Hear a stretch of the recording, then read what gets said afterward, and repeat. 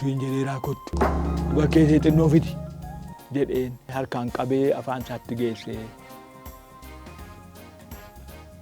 quba ishee hodhee argeera nama akkasii jettee akka hin dubbanne beekan. Nama tokko dubbadhu waan dubbadhu waan tokko dubbadhu jettee. Ijoollee attam jirtu fayyaa keessanii ani eenyuudha eewun jedhamaan miti eewun akka jedhee yaali ammas eeyyee. Abbaa maatiin jedhama. Karaa maalii argattu jechuudha?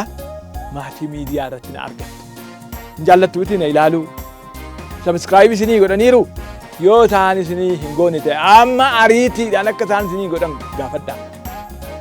Eenyuun hasaasu kun maaliif jeeqxaahii ati ila abbaa maatiin jedhama. Abbaan keessanii fi haati keessanii immoo naa bilbilanii akkasitti na dhaggeeffattan natti himu.